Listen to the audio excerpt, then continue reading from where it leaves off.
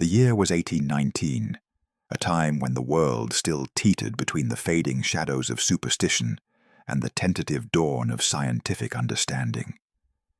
In a quiet village nestled deep within the European countryside, an extraordinary phenomenon began to unsettle the fabric of everyday life.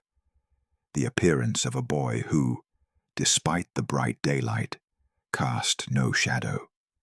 This child, whose very existence seemed to defy the natural laws that governed light and matter, quickly became a subject of whispered speculation, fear, and awe. The tale of the boy who never cast a shadow first emerged from the lips of villagers who lived near the forested edges of the settlement. It was said that on a crisp spring morning, as the sun climbed steadily into the sky, a child appeared at the village square. The boy was small and slight, dressed in simple linen clothes, his hair a tousled mop of dark curls. But what immediately captured the attention of those gathered was not his appearance, but the glaring absence of the familiar dark silhouette that should have stretched behind him in the sunlight. No matter where he moved or how the sun's rays shifted, no shadow followed. Before we continue, make sure to like and subscribe to never miss a new video. And tell me, where are you watching this video from? I love seeing all different people come together for these stories. For the villagers, whose lives were deeply intertwined with the rhythms of nature and the spiritual beliefs passed down through generations, this anomaly was more than a curiosity. It was a profound puzzle that challenged the very understanding of light, existence, and the invisible forces thought to govern the world. In a time before widespread scientific literacy, where explanations often leaned on the supernatural or divine, the boy's lack of a shadow was interpreted through a prism of folklore and religious symbolism. The villagers' first encounters with the boy were marked by a blend of wonder and unease. Some saw him as a miraculous being, perhaps touched by divine favor, an angelic figure sent to guide or protect the community. Others whispered darker theories, fearing he might be cursed or that he carried the mark of evil. Shadows, after all, were viewed as a natural extension of a person's soul or essence. To lack one was to stand outside the normal order of creation. This phenomenon ignited heated conversations in the village tavern, at the market stalls, and within the quiet confines of homes. Elders recounted legends of shadowless spirits and phantom children who roamed the earth between life and death. Mothers clutched their infants tighter, and children were warned not to follow the boy, lest they be drawn into some otherworldly fate. The boy's presence was a riddle that defied easy answers, and it unsettled a community steeped in tradition and wary of the unknown. As the days passed, the boy's movements became a subject of intense scrutiny. Villagers observed with a mixture of fascination and dread as he wandered through sunlit fields, crossed sun-dappled streets, and played beneath the clear blue sky, always without a shadow. The absence was not a fleeting illusion, but a persistent, inexplicable reality. Attempts to observe him at different times of day and in varying weather conditions only deepened the mystery. Rainy days brought no relief, as the boy appeared almost ethereal, his figure blurred and indistinct, yet still without the familiar darkness at his feet. This absence of shadow was more than a simple optical curiosity. It seemed to unsettle the fundamental laws of nature. Light, which bent and scattered to form shadows, somehow failed to interact with the boy's form in the expected manner. Scholars from nearby towns were invited to investigate, but their instruments and observations yielded no definitive explanation. Mirrors reflected his image fully, yet the space behind him remained curiously empty. The boy's skin, hair, and eyes absorbed and reflected light like any other child's, yet the shadow, that inseparable companion, was missing. The boy himself remained silent and inscrutable. He never spoke a word, nor did he acknowledge the growing fear and fascination that surrounded him. His eyes, dark and deep, held a calmness that contrasted sharply with the villagers' growing agitation. Some who dared to approach him reported a strange sensation, as if the boy existed on a different plane of being, simultaneously present and yet distant. His footsteps left no imprint on the dusty ground, and animals seemed to avoid him, their instincts warning them of something unseen.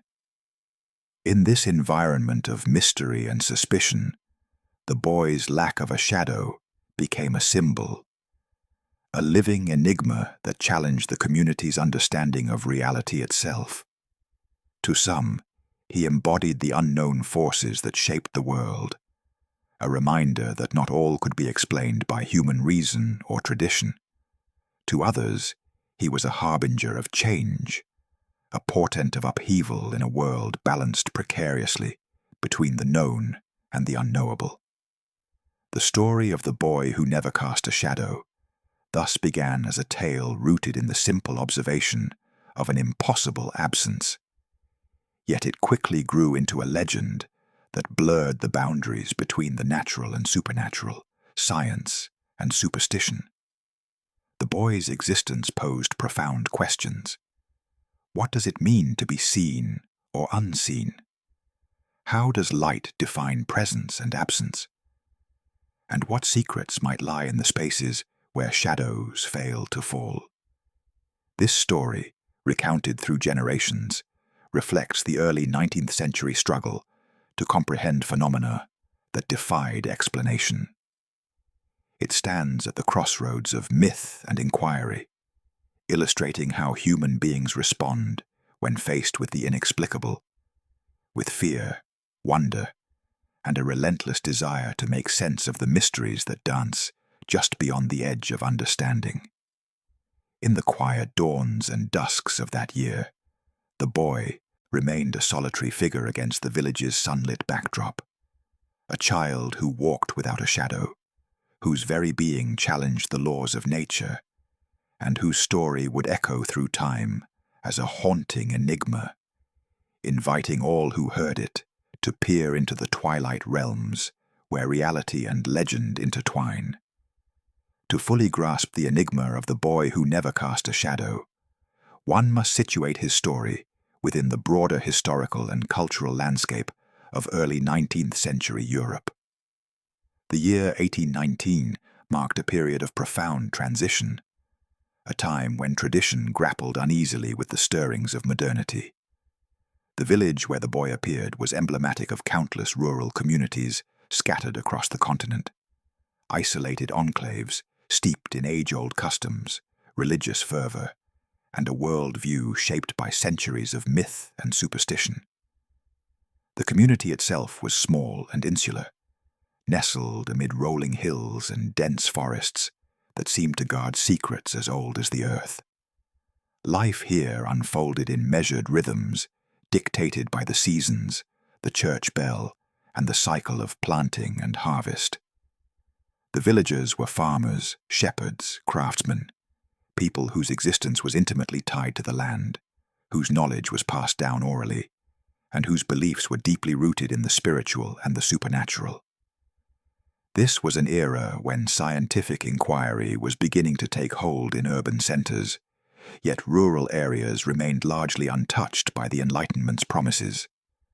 The villagers' understanding of the world was shaped by a blend of Christian doctrine, local folklore, and communal memory. Shadows, for instance, were not merely natural phenomena, but were imbued with symbolic meaning. They were thought to represent the soul's reflection, a tangible link between the physical body and the spiritual self. To be shadowless was to be incomplete, otherworldly, or even cursed. Within this context, the boy's arrival was more than an oddity. It was a rupture in the delicate fabric of belief and experience. His presence challenged not only the laws of light, but the very foundations of the villager's worldview. The early 1800s were marked by a deep suspicion of anything that deviated from the norm, especially in communities where conformity was essential for survival and social cohesion. The unknown was feared, and difference was often met with hostility or exclusion. The village's religious life was central to its identity. The local church dominated the landscape, both physically and spiritually, its stone steeple rising above the thatched roofs like a sentinel. The clergy held considerable sway, interpreting events through the lens of scripture and tradition. In a place where miracles and omens were regularly invoked to explain natural disasters or personal misfortune, the boy's shadowless state was immediately framed within a spiritual narrative. Religious leaders saw the boy as a potential sign, either of divine intervention or demonic influence. The villagers looked to the church for guidance, seeking explanations that could reconcile the inexplicable with their faith. Prayer gatherings were held, and sermons warned of the dangers posed by those who stood outside God's light. The boy's shadowlessness was interpreted as a possible punishment from heaven or a test of the community's piety. Yet this spiritual interpretation coexisted uneasily with a growing curiosity about the natural world. The early 19th century was also a time when nascent scientific thought began to penetrate the intellectual atmosphere, even if slowly and unevenly. Natural philosophers and early scientists were exploring the properties of light, optics, and human perception, laying the groundwork for later breakthroughs. Though such knowledge was largely confined to urban centers and academic circles, its influence seeped into rural life via travelers, merchants, and the occasional scholar. In the village, these emerging ideas mingled with local beliefs, creating a complex tapestry of understanding. Some villagers entertained the possibility that the boy's condition might be explained by unusual physical or atmospheric phenomena rather than supernatural causes. Others dismissed such notions outright, clinging to the familiar certainties of faith and tradition. This tension between reason and belief heightened the community's unease and fueled the boy's mystique. The social fabric of the village, tightly woven through kinship and shared history, was tested by the boy's presence. In a society where belonging was crucial, the unexplained could become a source of division. Fear of the unknown often translated into suspicion and exclusion. The boy, unable or unwilling to integrate fully, became a figure set apart, both literally and figuratively. His shadowless state marked him as different in the most visible way, a constant reminder of the community's limits in understanding and acceptance. This cultural backdrop provides crucial insight into why the boy's story resonated so deeply and why it evolved into legend. The early 19th century was a moment when Europe as a whole was negotiating the boundaries between the old world and the new, between myth and science, faith and doubt, community and individuality. In this village, far from the bustling cities and the halls of academia, these tensions played out in the everyday lives of people whose survival depended on shared knowledge and mutual trust. The boy's tale became a mirror, reflecting those broader dynamics. His shadowless form symbolized the uncertainty and fear that accompanied change. He was a living paradox, both child and enigma, natural and supernatural, visible and elusive. The villagers' responses to him, ranging from reverence to revulsion, revealed the complexities of a society caught between worlds. Moreover, the boy's story underscores how deeply cultural context shapes human perception. The villagers' interpretation of his shadowlessness was not merely a reaction to an optical phenomenon, but a profound engagement with their own beliefs, fears, and hopes. It highlights the ways in which communities create meaning around the inexplicable weaving new narratives that both challenge and reinforce existing worldviews. In examining the historical and cultural setting of early 19th century Europe, the boy's story gains richer dimensions. It is not just a curious anomaly, but a window into the lives of people navigating a world in flux. Their struggle to comprehend the boy reflects a universal human endeavor to find order amid mystery, to reconcile the seen and unseen, and to confront the boundaries of understanding. Through this lens, the boy who never cast a shadow is more than a figure of folklore. He embodies the tensions and transitions of his era, a symbol of the fragile intersection between tradition and progress. His tale invites us to consider how culture, history, and belief shape our encounters with the extraordinary, and how the stories we tell reveal as much about ourselves as about the mysteries we seek to explain. As the village continued to grapple with the boy's presence, the cultural currents of the time would shape every reaction, every interpretation, and every whispered rumor. This setting, rich with history and meaning, forms the essential backdrop against which the boy's story unfolds. A story that would ripple through time, challenging the boundaries between reality and myth, faith and reason, light and shadow. As the boy's presence became an undeniable part of village life, it was the moment of his discovery that set the course for the growing legend and shaped the village's initial reactions. It was a morning like many others in the spring of 1819, when the sun's rays filtered softly through budding branches, and the village stirred to the familiar sounds of roosters, crowing, and market preparations. Yet, that day would be marked by an event that unsettled the community's delicate balance between the known and the mysterious. The first to notice the boy were children playing near the outskirts of the village square. They spotted him sitting quietly beneath an ancient oak tree, a solitary figure clad in simple, worn clothing. At first glance, he appeared no different from any other child, though his eyes, dark and steady, held an unusual stillness. But as the sun rose higher, something caught the attention of one of the children. The boy cast no shadow. The realization spread quickly, passing from child to child until it reached the ears of the adults. Word traveled fast in a village bound by close ties and shared routines. Soon, a crowd gathered around the boy, murmuring in disbelief and confusion. The absence of a shadow was more than a trick of light or a fleeting illusion. It was a persistent and undeniable anomaly. Villagers took turns walking around him, observing from various angles, hoping to find some hidden explanation. A patch of light, a trick of the sun, or a clever deception. But none came. Initial reactions were a mixture of awe and fear. Some villagers whispered that the boy was a divine messenger, sent by God to deliver a message or protect the community from impending doom. Others recoiled in suspicion, fearful that he was a cursed child or a harbinger of misfortune.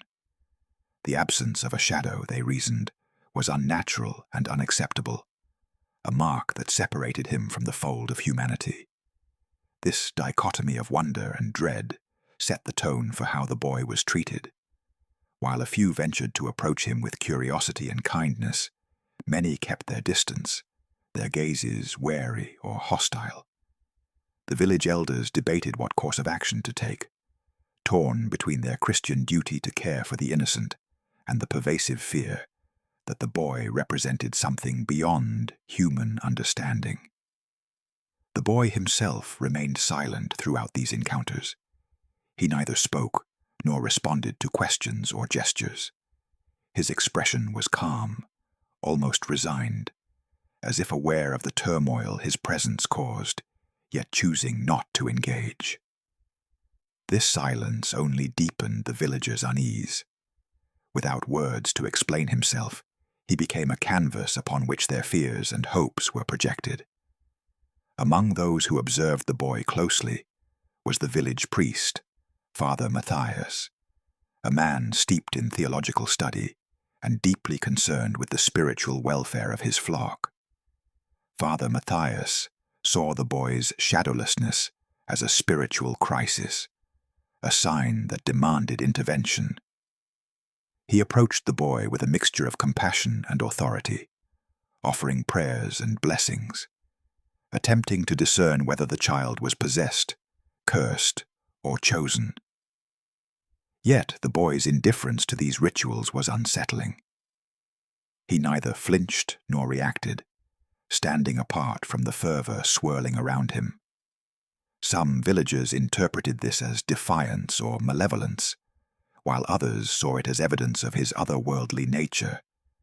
The priest's efforts, though earnest, brought no resolution, only deepening the mystery that enveloped the boy. As days turned into weeks, the boy's shadowless condition remained unchanged. The villagers' initial curiosity gave way to a complex mixture of fear, fascination, and social tension. He became a figure of whispered gossip, a subject of stories told in hushed tones by firesides and at market stalls. Tales of his origin multiplied. Was he abandoned, a lost child, a supernatural being? Each explanation was as much a reflection of the villagers' hopes and fears as it was an attempt to make sense of the inexplicable. The boy's arrival disrupted the village's social order. Children were warned not to play near him, and adults debated the risks of allowing him to remain among them. Some families took him in temporarily, offering shelter and food, while others refused, fearing contamination or divine wrath. The boy's silence and the absence of his shadow made him both visible and invisible, a presence that could not be ignored, yet could not be fully understood. In this crucible of suspicion and wonder, the boy's peculiar condition served as a catalyst for deeper anxieties that simmered beneath the surface of village life. The early 19th century was a time when communities relied heavily on shared beliefs and conformity to maintain cohesion. The boy's difference challenged those norms, forcing villagers to confront the limits of their understanding and the fragility of their social bonds. The boy's discovery also attracted attention beyond the village's borders. Travelers passing through spoke of the strange child, and neighboring villages heard tales that blurred fact and rumor. Some came seeking to see the boy themselves, drawn by curiosity or a desire to unravel the mystery. Others came with suspicion or hostility, bringing with them the wider world's fears and prejudices. These external encounters further complicated the boy's situation. The village found itself at the crossroads of local tradition and broader societal forces, caught between protecting the child and succumbing to pressures to remove or isolate him. The boy, silent and enigmatic, became a symbol of the unknown that communities everywhere feared and sought to control. Throughout this period, no explanations emerged to account for the boy's absence of shadow. Scientific knowledge of the time was limited, and the villagers had little means to investigate beyond their senses and beliefs. Theories ranged from divine intervention to witchcraft, from optical illusions to spiritual possession, but none held firm against the stubborn reality of the boy's condition. The boy's discovery and the villagers' initial reactions thus encapsulate a moment of profound uncertainty and tension. His presence was a challenge not only to the laws of physics, but to the social and spiritual fabric of the community. The mixture of fascination and fear, of hope and suspicion, set the stage for the complex and often troubled relationship that would develop between the boy and those who encountered him. In this early phase, the boy was more than a child without a shadow. He was a living question, an embodiment of the mysteries that lie at the edges of human experience. His story began not with answers, but with the raw encounter between the ordinary and the inexplicable, a moment when a simple observation, no shadow beneath a child's feet, opened a doorway into a world where reality and legend intertwined inextricably.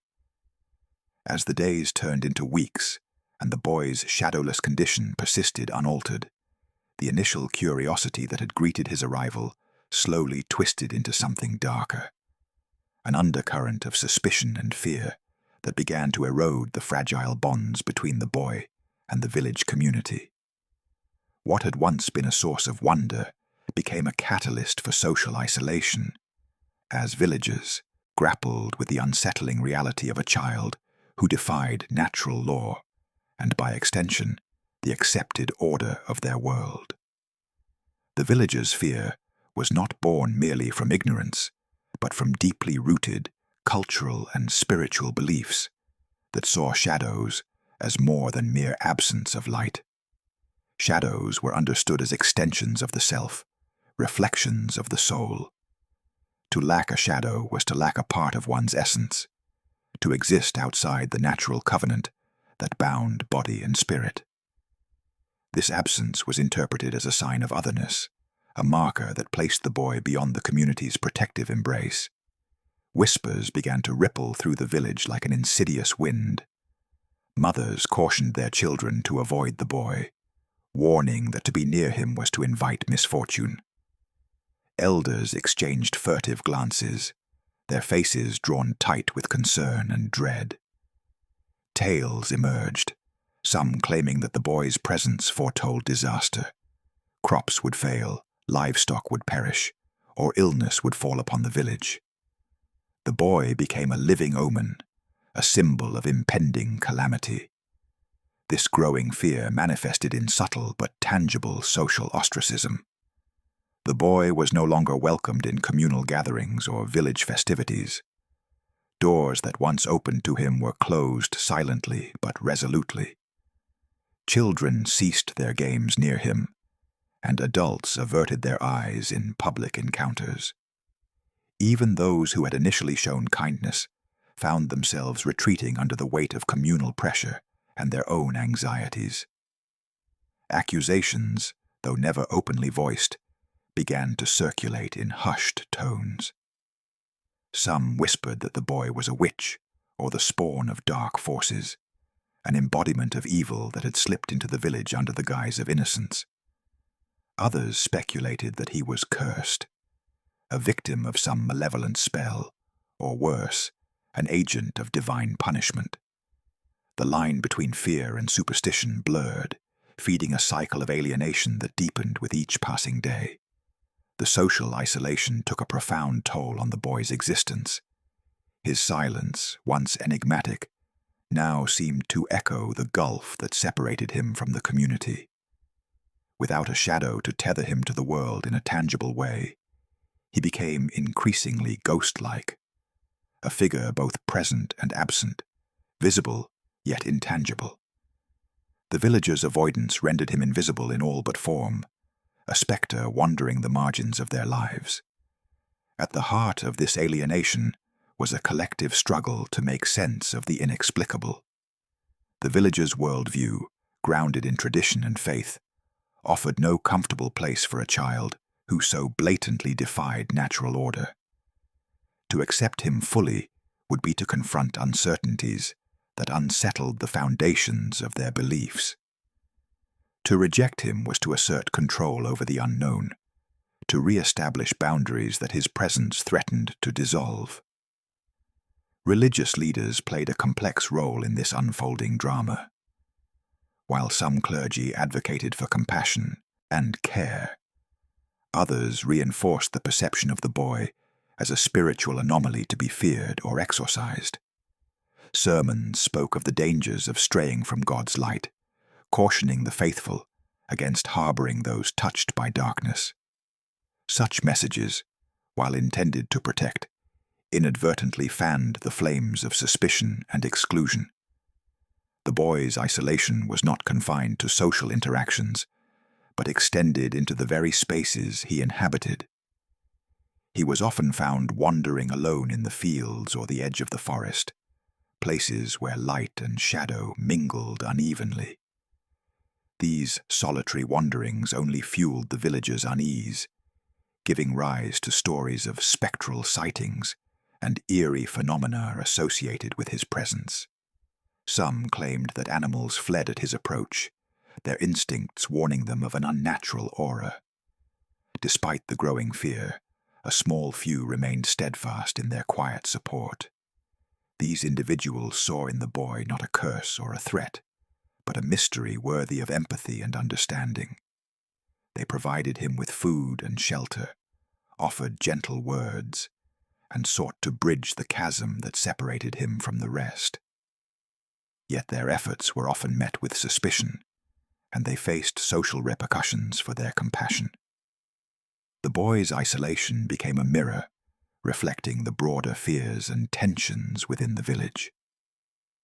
His otherness highlighted the community's struggles with difference, uncertainty, and the limits of acceptance. In a time when conformity was essential for survival, the boy's presence challenged the collective identity, forcing the villagers to confront uncomfortable questions about inclusion, fear, and the nature of humanity. This social ostracism also underscored the power of myth and rumor in shaping reality. As stories about the boy circulated and evolved, they took on a life of their own, blurring the line between fact and fiction. The boy became a symbol onto which the village projected its anxieties, hopes, and moral lessons. His shadowlessness was no longer just a physical anomaly, but a metaphor for alienation, difference, and the fear of the unknown. The villagers' reactions reveal the dynamics of a community grappling with the extraordinary. Their fear was not merely of the boy himself, but of what he represented, a challenge to the natural order and to their place within it. The boy's growing isolation was a defense mechanism, a way to contain the unsettling mystery and preserve the semblance of normalcy. Yet, the consequences of this ostracism were profound. The boy's exclusion from social life deprived him of human connection and belonging, essential elements of growth and survival. His silence and solitude deepened, creating a cycle that reinforced his status as an outsider.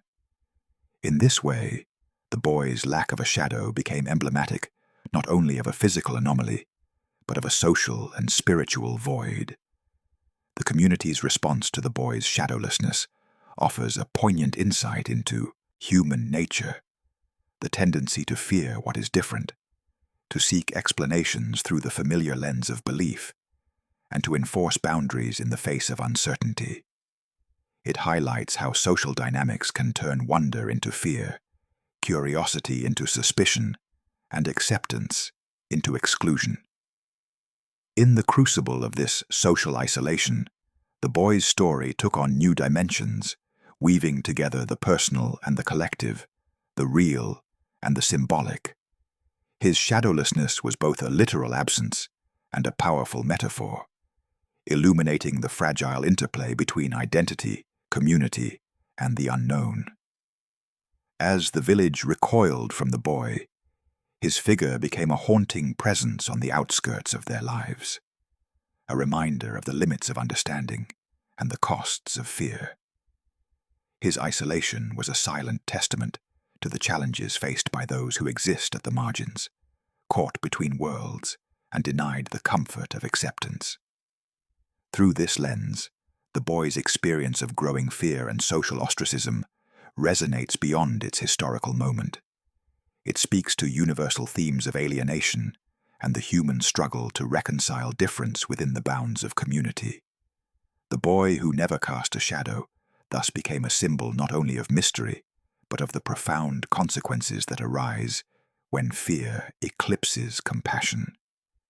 Beyond the unsettling absence of a shadow, the boy exhibited a constellation of physical and behavioral peculiarities that deepened the village's unease and intensified the mysterious aura surrounding him.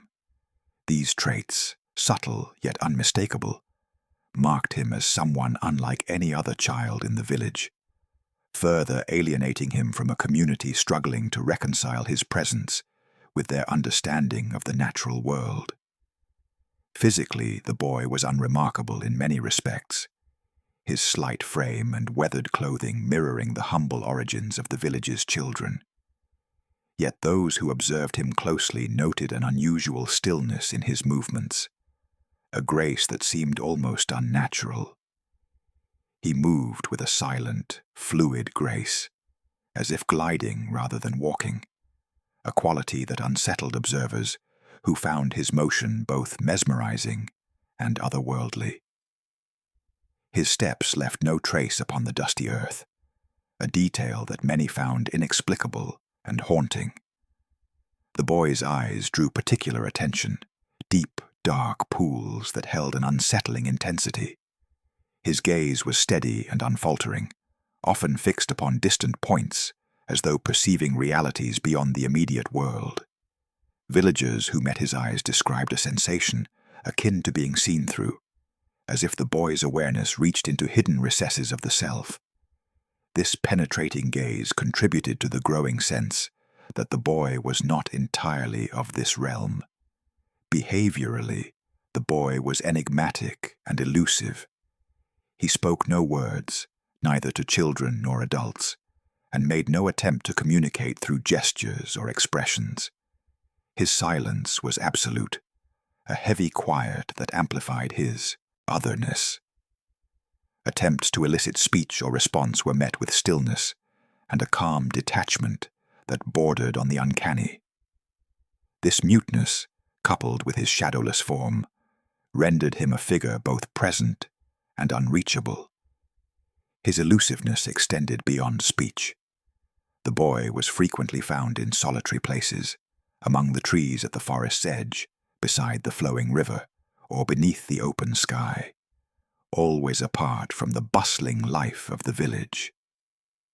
When approached, he often seemed to dissolve into the environment, slipping away with an agility that defied simple explanation.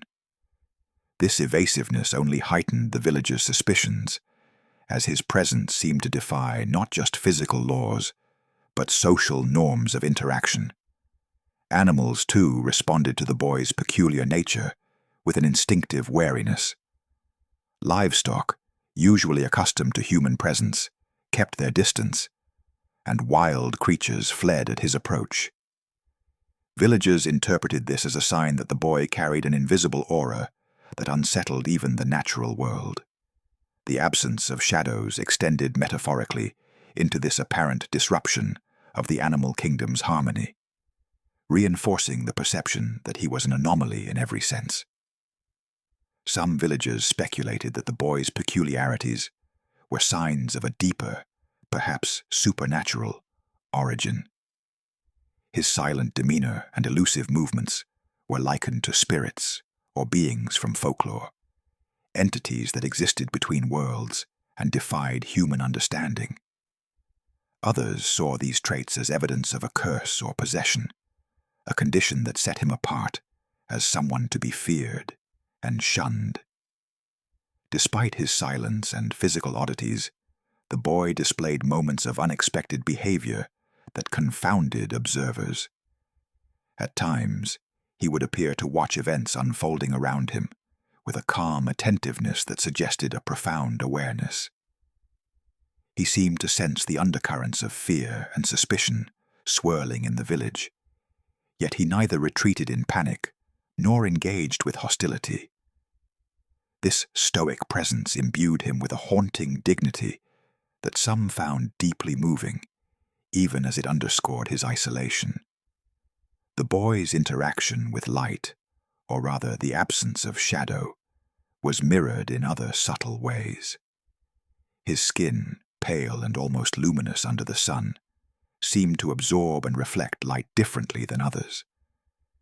This gave him an ethereal quality, as though he existed partly in a realm of light and partly beyond it. This quality was both beautiful and unsettling, evoking comparisons to ghosts or otherworldly beings. His behavior also suggested a heightened sensitivity to the environment. He was often observed pausing as if listening to sounds inaudible to others, or watching the flight of birds with an intensity that suggested a connection to forces beyond human perception. Such observations fed into the villagers' growing belief that the boy was touched by forces beyond their comprehension, a child straddling the boundary between the earthly and the supernatural. This combination of physical grace, silent demeanor, and elusive presence made the boy an enigma not easily dismissed or understood. His peculiarities challenged the villagers' assumptions about what it meant to be human, to belong, and to exist within the natural order. They forced the community to confront questions that transcended the tangible, about presence and absence, visibility and invisibility, connection and isolation. The boy's unique traits also influenced how he was perceived socially. His silence and elusiveness made communication and relationship building impossible, reinforcing the divide between him and the villagers. Without the ability to speak or explain himself, he became a mirror reflecting the fears, hopes, and prejudices of those around him. His very being was interpreted through the lens of the community's collective imagination, which oscillated between reverence and revulsion. This dynamic highlighted the profound human need to make sense of difference and the lengths to which people will go to impose narratives that fit within their worldview. The boy's peculiarities became symbols of the unknown, the feared, and the sacred. They transformed him from a mere child into a living legend, a figure whose existence demanded explanation even as it defied comprehension. In this way, the boy's physical and behavioral peculiarities were not isolated curiosities, but integral elements of the unfolding story. They deepened the mystery, shaped social interactions, and fueled the evolving mythos that surrounded him. Each observed trait added layers of meaning, weaving together the tangible and intangible aspects of his presence. The boy's peculiarities also underscored the limitations of the villagers' understanding and the fragility of their sense of order. His silent grace and shadowless form stood as reminders that not all could be contained within the boundaries of explanation or control. They challenged the community to reckon with the possibility that some mysteries resist resolution and that the boundaries between reality and legend are often porous and shifting. Through the lens of these peculiar traits, the boy emerged as a symbol of otherness, a living embodiment of the tensions between known and unknown, inclusion and exclusion, light and shadow. His story, anchored in these details, invites reflection on the nature of difference and the human response to the inexplicable. In the quiet moments of observation and speculation, the villagers glimpsed not just a child without a shadow, but a profound enigma, an existence that transcended the ordinary and beckoned toward the mysterious depths where reality blurs into myth. It was in these peculiarities that the boy's story gained its haunting power, a narrative that would echo through time as a testament to the enduring allure and fear of the unknown. The boy's persistent absence of shadow and his otherworldly demeanor did not go unnoticed by those beyond the village, drawing the attention of local priests, scholars, and healers who sought to understand or remedy this perplexing phenomenon. Their interventions, a blend of religious rites and early scientific inquiry, reflected the era's struggle to reconcile faith with emerging modes of observation and reason. Yet, despite their efforts, none could unravel or alter the boy's mysterious condition, leaving his shadowlessness intact and his presence an enigma that defied explanation. The initial response came from the village's spiritual authority, Father Matthias, whose role extended beyond pastoral care to encompass the safeguarding of the community's moral and metaphysical order. Viewing the boy's condition through the lens of Christian doctrine, The priest interpreted the missing shadow as a possible sign of spiritual affliction, a mark of possession or divine punishment. Determined to confront what he perceived as a challenge to the village's sanctity, Father Matthias undertook a series of religious rituals aimed at liberating the boy's soul and restoring his shadow. These rites included prayers, blessings, and exorcisms performed within the austere walls of the village church. The clergy gathered the community in solemn assemblies, invoking scripture and sacred rites to combat what they feared was a manifestation of evil. The boy, ever silent and still, was subjected to these ceremonies with a passive endurance that unsettled observers. Though the rituals were fervent and prolonged, they yielded no observable change. The boy's shadow remained absent, his silent presence unaltered. Parallel to the spiritual efforts, the boy's case attracted the curiosity of itinerant scholars and natural philosophers, men who traversed the countryside seeking to apply reason and observation to the mysteries of the world. These early scientists, though limited by the prevailing knowledge of optics and physics, attempted to investigate the boy's condition with instruments and methods that were rudimentary by modern standards, but represented the cutting edge of inquiry at the time. They employed lenses, prisms, and measurements of light intensity, hoping to discern whether the boy's shadowlessness was an optical illusion or a physical anomaly. Observations were meticulously recorded. The boy's image was reflected fully in mirrors. No trace of shadow appeared on surfaces under various lighting conditions. His form absorbed and scattered light in ways consistent with other children, yet the expected shadow failed to materialize. These findings perplexed the scholars, who could offer no natural explanation within the framework of contemporary science. Some among these early investigators speculated on atmospheric or environmental factors, unusual light refraction, rare meteorological phenomena, or even the boy's possible translucence. Others ventured into more speculative territory, considering metaphysical or spiritual dimensions that eluded empirical scrutiny. Yet all agreed on the fundamental mystery. The boy's shadow was absent without any detectable cause. Local healers and folk practitioners also joined the efforts to understand and heal the boy. Drawing on centuries-old traditions of herbalism, ritual, and folk medicine, they sought to cleanse any spiritual affliction or curse that might underlie his condition.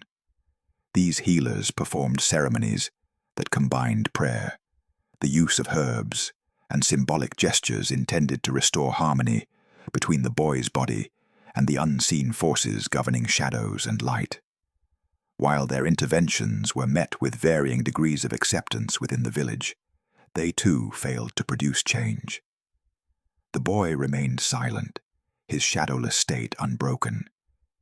Yet, these rituals contributed to the growing aura of mystery and reverence surrounding him, blending faith, folklore, and early scientific curiosity into a complex tapestry of responses. The repeated failures of both religious and scientific approaches to explain or alter the boy's condition deepened the sense of wonder and unease. For the villagers, the boy became a living paradox, subject to human efforts, yet untouched by them, a mystery that persisted despite the best intentions and knowledge available. This impasse intensified the boy's symbolic significance, as his shadowlessness came to represent the limits of human understanding and control.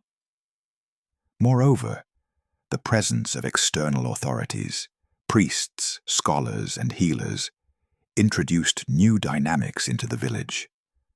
Their involvement brought fresh perspectives, but also heightened tensions, as differing interpretations clashed and community members struggled to reconcile competing explanations. Some welcomed these visitors as bearers of hope and knowledge. Others viewed them with suspicion, fearing that their presence might disrupt the fragile social order or invite unwanted attention. The boy's case became a focal point for broader debates about the nature of reality, the boundaries between the natural and supernatural, and the role of emerging scientific inquiry in a world still deeply rooted in faith and tradition. His shadowlessness challenged assumptions about the physical world and the human soul, prompting questions that transcended the immediate circumstances. Attempts to confine or isolate the boy also arose from concerns about superstition-fueled unrest. Some authorities feared that his presence might provoke panic or disorder, leading to calls for his removal or containment. These measures, however, were met with resistance from those who saw the boy as innocent and deserving of protection. The tension between fear and compassion, control and care, played out amidst the broader uncertainties surrounding his condition. Throughout these interventions, the boy's silent endurance remained a constant. Neither resisting nor cooperating, he existed as a passive witness to the swirling forces of faith, knowledge, and fear that converged upon him. His stillness became emblematic of the mystery itself, a presence that defied categorization and resisted the attempts to define or control it. The efforts to understand and capture the phenomenon thus revealed the complexities inherent in confronting the unknown. They highlighted the interplay between belief and reason, tradition and progress, community and individuality. The boy's shadowlessness stood at the nexus of these forces, a puzzle that could not be easily solved but demanded engagement. In this way, the interventions of priests, scholars, and healers became part of the boy's story, shaping its trajectory and deepening its resonance. Their endeavors reflected the human impulse to seek meaning and mastery over the inexplicable, even as they exposed the limitations of such efforts. The boy's unchanging condition served as a silent testament to the mysteries that lie beyond human comprehension, inviting reflection on the boundaries of science and spirituality, and on the enduring power of enigma to challenge and inspire. Through their attempts, whether through prayer, observation, or healing, the boy's story became a living dialogue between worlds, a narrative that continues to provoke inquiry and wonder. The boy's presence, enigmatic and unyielding, extended far beyond the confines of his immediate village, casting ripples that reached neighboring communities and sowed the seeds of a legend that would grow with each retelling. The story of the child who never cast a shadow spread like wildfire across the rural landscape, weaving itself into local folklore and sparking a mixture of fear, fascination, and speculation that transcended geographic boundaries. News of the boy's shadowlessness traveled along the well-worn paths connecting villages, carried by merchants, travelers, and pilgrims. With each retelling, the tale took on new hues, shaped by the imaginations and anxieties of distant listeners. Some recounted it as a miraculous sign. Others spoke of a curse. Still others cautioned against the boy's mysterious nature. The story became a living entity, evolving and adapting as it moved through the oral traditions that formed the backbone of rural culture. In neighboring villages, the boy's story inspired a potent blend of curiosity and trepidation. Communities steeped in similar traditions and beliefs found in the tale a reflection of their own fears about the unknown and the boundaries of human experience. The boy's shadowlessness was interpreted through familiar motifs, omens, spirits, and manifestations of divine will that resonated deeply within the cultural fabric of the region. This diffusion of the legend was not merely passive. It sparked active responses and encounters that further entrenched the boy's mythic status. Travelers and pilgrims made journeys expressly to glimpse the shadowless child, hoping to witness the phenomenon firsthand or to seek blessings and protection. Their accounts, often tinged with awe or apprehension, added layers of detail and interpretation that enriched the narrative. The boy's story also became a cautionary tale, warning of the dangers inherent in the unknown. Parents warned their children to avoid the boy, invoking his shadowlessness as a symbol of otherness and possible peril. In this way, the legend functioned as a social mechanism, reinforcing community boundaries and norms by delineating the space of the familiar from that of the mysterious. As the tale spread, it began to intersect with broader cultural and religious narratives prevalent in early 19th century Europe. The boy was variously cast as an angelic messenger, a cursed child, or a spirit caught between worlds. These interpretations reflected the syncretism of folk beliefs and Christian doctrine, illustrating how communities negotiated meaning in a world where the sacred and the supernatural were deeply intertwined. The influence of the boy's story extended into artistic expressions as well. Minstrels and storytellers incorporated his figure into songs and tales performed at village gatherings and marketplaces. These performances, rich with symbolism and dramatic flair, served to both entertain and instruct, embedding the boy's image into the collective imagination. His shadowless form became a potent motif, evoking themes of alienation, mystery, and the fragility of human existence. The spread of the legend also had tangible effects on the boy's immediate environment. The village found itself at the center of a growing network of attention and speculation, attracting visitors whose motives ranged from genuine curiosity to exploitation. This influx brought both economic opportunities and social tensions, as the community struggled to balance hospitality with the desire for privacy and normalcy. Moreover, the boy's expanding notoriety heightened the stakes for those responsible for his care and protection. The villagers became custodians not only of a child, but of a symbol that transcended their local context. Their actions and attitudes were scrutinized by outsiders, adding pressure to navigate the complex dynamics of fear, reverence, and skepticism that the legend engendered. The boy's influence also permeated the neighboring community's spiritual life. Clergy in surrounding parishes grappled with the theological implications of his shadowlessness, debating sermons and rites that addressed the presence of such a figure within their midst. The boy became a focal point for reflections on sin, grace, and the mysteries of divine will, inspiring both caution and compassion. At the same time, the legend fueled superstitions and fears that sometimes erupted into social unrest. Accusations of witchcraft and demonic influence, common in rural folklore, found renewed vigor in the stories surrounding the boy. These fears occasionally led to heightened tensions between communities as differing interpretations clashed and suspicion spread. Despite these challenges, the boy's story also fostered moments of solidarity and shared reflection. Communities came together to discuss the meaning of his presence, to pray for guidance, and to seek protection. In this way, the legend served as a catalyst for communal identity and spiritual engagement, binding disparate groups through a shared narrative.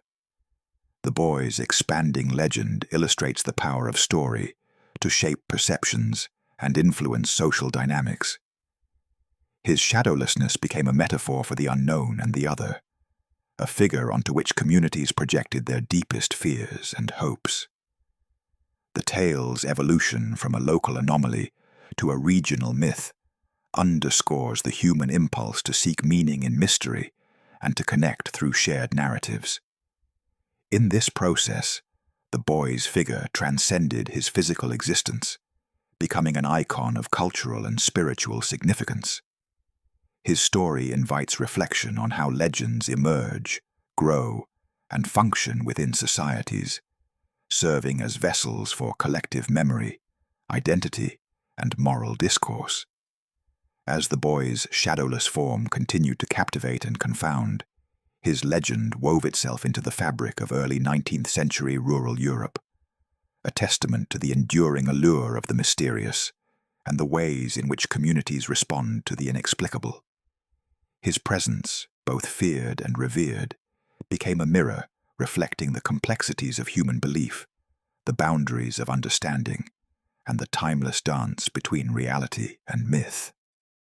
As the legend of the boy who never cast a shadow grew beyond the confines of his home village and neighboring communities, the attention of regional authorities and church officials intensified, ushering in a new and fraught chapter in his story, one marked by intervention, control, and the gradual transformation of the boy's existence from living enigma to captive symbol. The responses of these authorities, motivated by a blend of fear, political prudence, and religious responsibility, contributed to the boy's eventual disappearance from public records and the solidification of his tale as folklore rather than fact. The initial interventions came from local magistrates and clergy concerned with maintaining order in a period when superstition and rumor could stir unrest among the populace. The boy's shadowlessness, already a source of unease, was increasingly viewed as a potential catalyst for social discord. Authorities feared that the growing legend might incite panic, provoke sectarian conflict, or inspire challenges to established hierarchies rooted in religious and civil order. In response, officials deliberated on measures to contain the boy's influence and minimize the disruption he caused. Some advocated for his removal from the village, reasoning that distance might quell the fears and rumors that had proliferated. Others suggested confinement, either within religious institutions or under the supervision of trusted guardians, as a means to control the narrative and mitigate the boy's unsettling presence. These decisions were not made lightly. The boy, though enigmatic and silent, was still a child, an innocent figure whose well-being posed moral and ethical questions. Yet, the pressing concerns of social stability and religious propriety often outweighed considerations of individual care. The tension between compassion and control became a defining feature of the authorities' approach. The boy's removal from public view was executed with a mixture of secrecy and ceremony.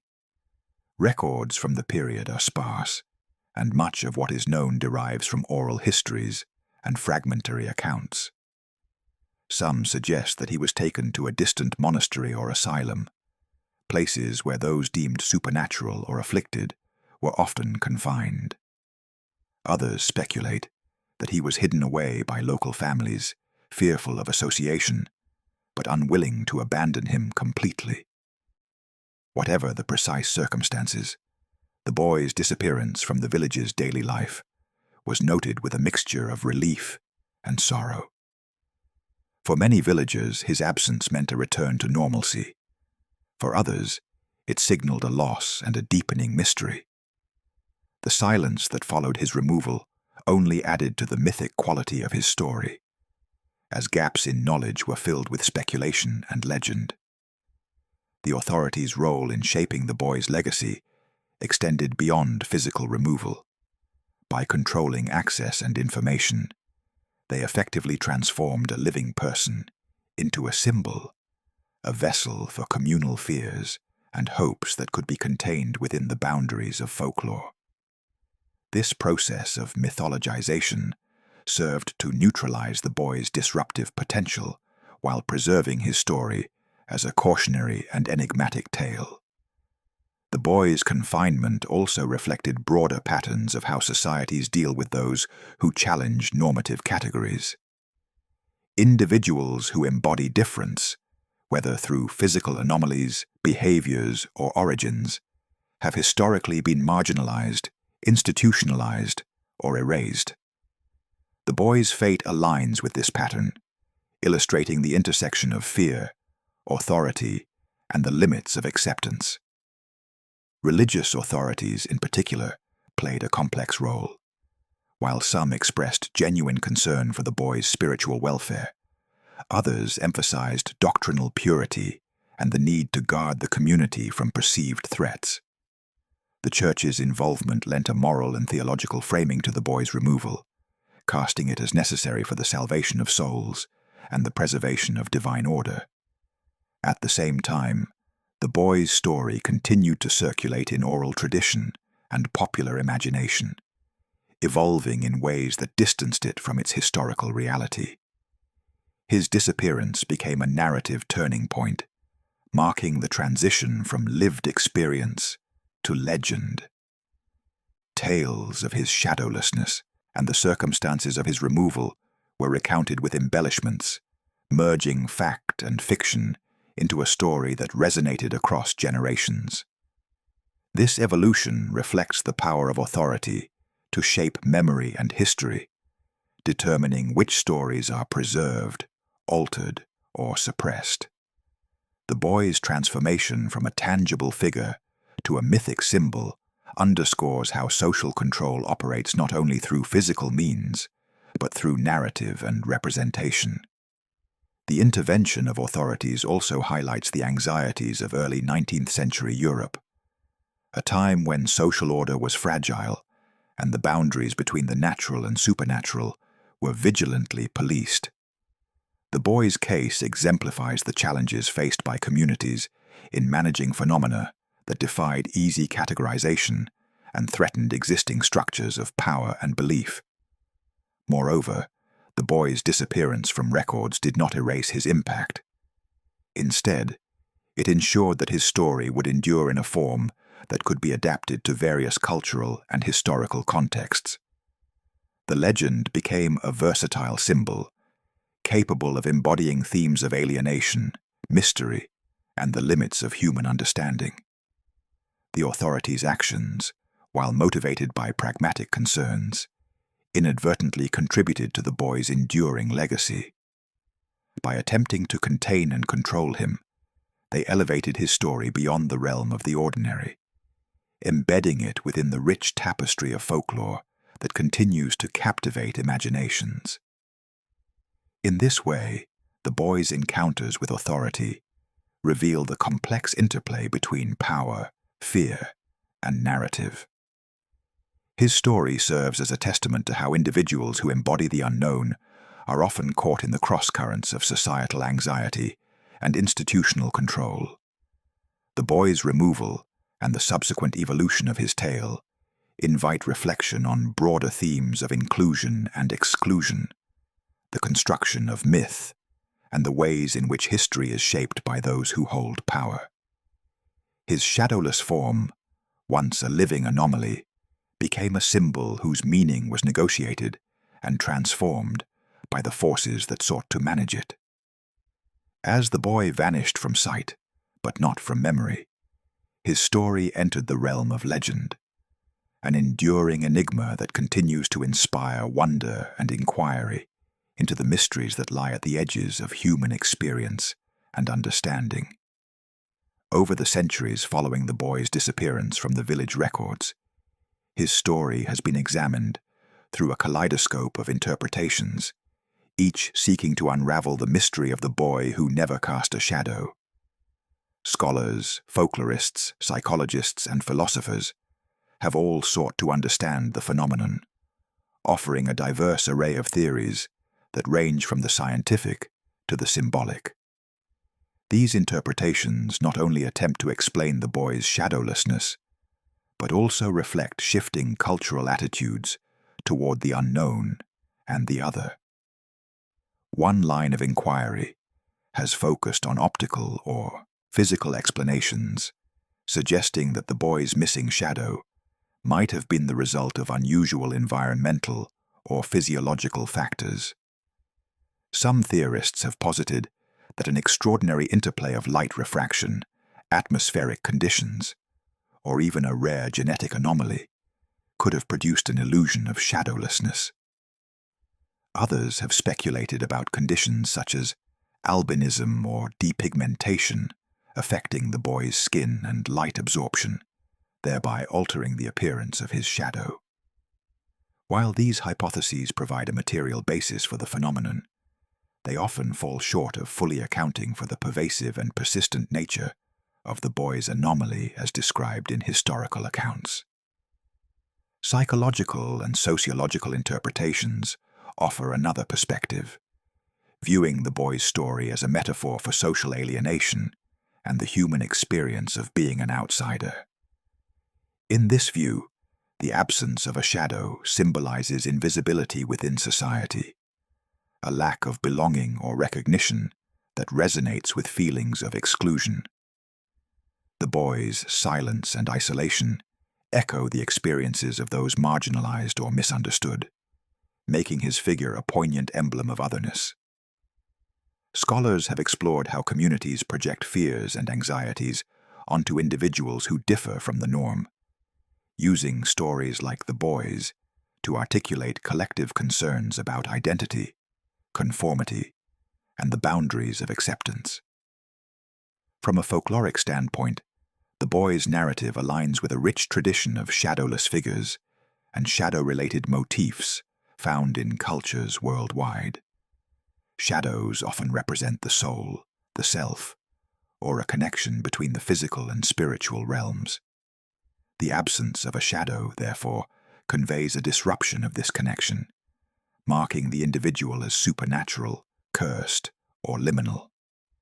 Folklorists have examined how such motifs serve as narrative devices to explore themes of mortality, identity, and the uncanny, situating the boy's story within a broader mythological framework that transcends time and place. Philosophical reflections on the boy's story delve into questions of existence and perception.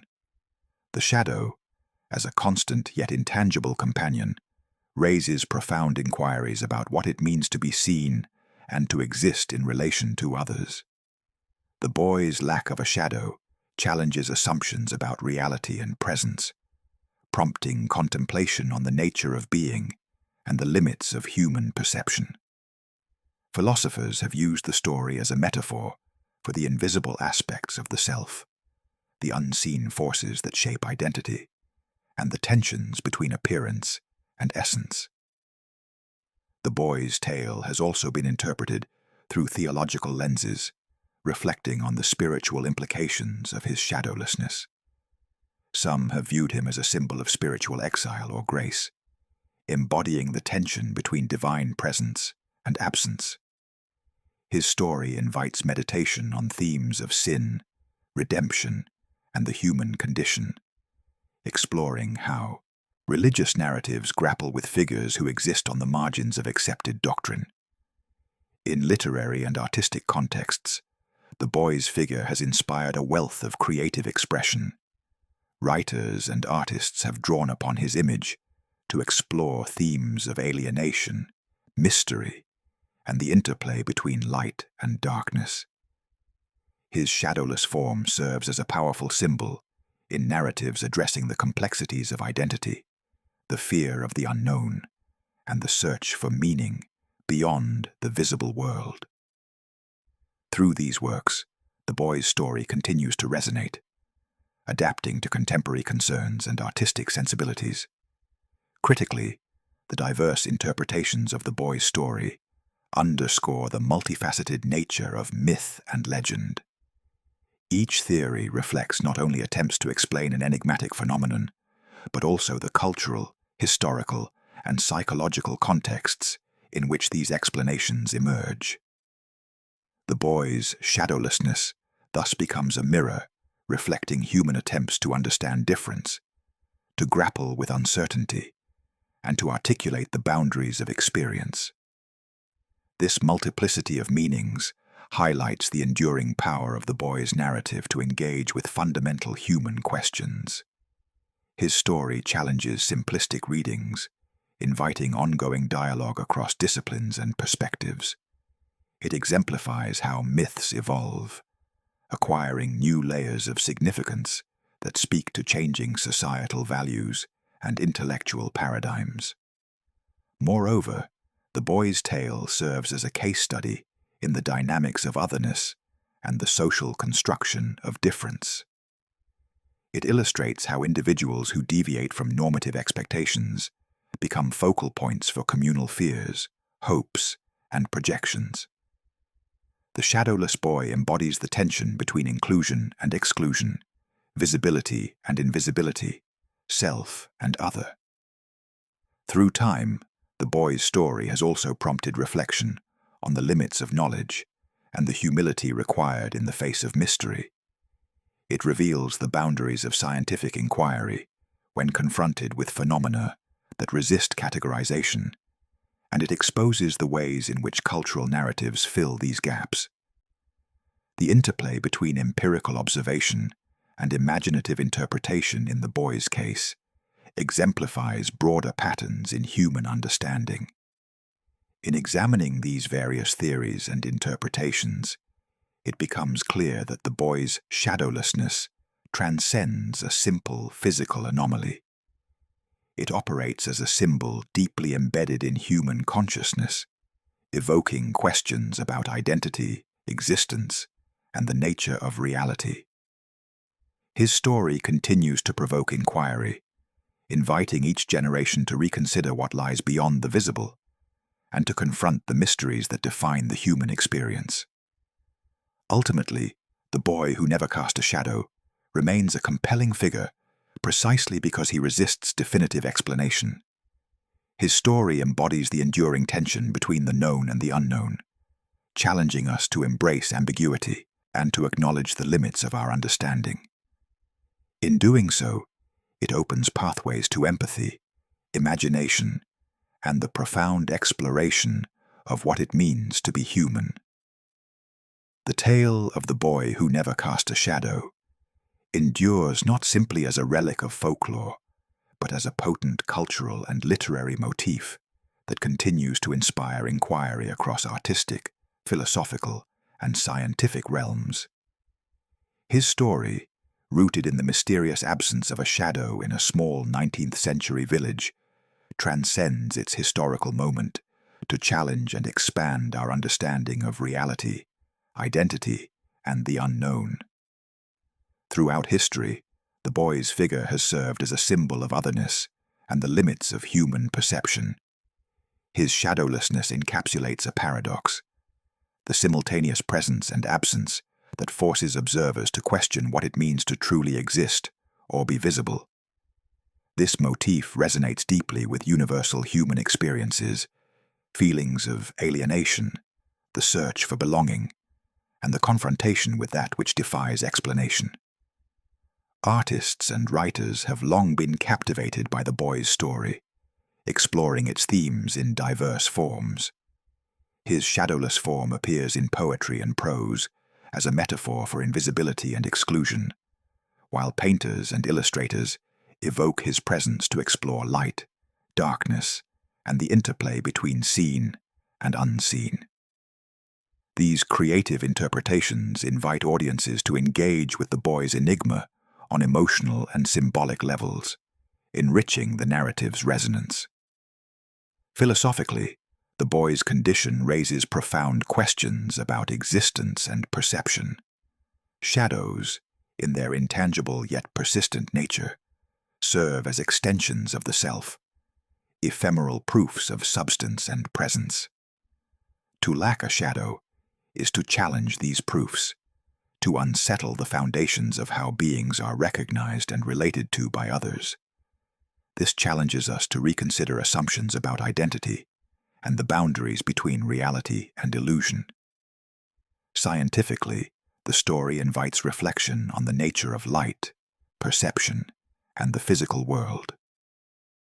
While no empirical explanation has conclusively accounted for the boy's shadowlessness, the case encourages curiosity and the pursuit of knowledge at the margins of understanding. It serves as a reminder that phenomena exist which may not yet be fully explained by current science, urging openness to new discoveries. Culturally, the boy's legend exemplifies how myths function to articulate collective fears and desires. His story has been told and retold, evolving with each generation to reflect contemporary concerns about difference, fear, hope, and the unknown. In this way, the boy becomes a mirror, reflecting societal attitudes toward those who exist outside conventional norms. The boy's shadowlessness also serves as a metaphor for the human condition itself, the interplay of light and darkness within each individual, the visible and invisible aspects of identity, and the mysteries that lie beyond the reach of reason. His story encourages empathy for those who are marginalized or misunderstood, emphasizing the complexities of inclusion and exclusion. Moreover, the legend challenges rigid binaries, light and dark, presence and absence, known and unknown, inviting a more nuanced engagement with the ambiguities that define existence. It suggests that reality is not a fixed, easily comprehended entity, but a dynamic interplay of forces that resist simple categorization.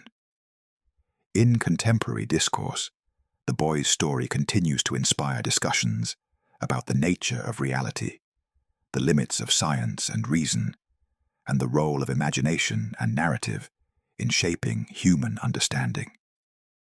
It encourages interdisciplinary exploration, bridging gaps between art, science, philosophy, and spirituality. The enduring fascination with the boy who never cast a shadow speaks to a fundamental human impulse, the desire to confront and make meaning of the mysterious. His story is a testament to the power of myth to endure, adapt, and provoke reflection across time and cultures. By inviting us to question what it means to be seen, to exist, and to belong, the boy's tale opens a space for dialogue about the boundaries of human experience. It challenges us to embrace uncertainty, to acknowledge that some mysteries may remain unsolved, and to find value in the quest itself. The boy's brief and enigmatic presence in 1819 continues to ripple through history and imagination, reminding us that reality is layered and complex, that shadows carry meaning beyond their physical form, and that the unknown is both a source of fear and wonder. In this light, the boy who never cast a shadow stands not only as a figure of mystery, but as a symbol of our shared humanity, our vulnerabilities, our questions, and our enduring search for connection and understanding.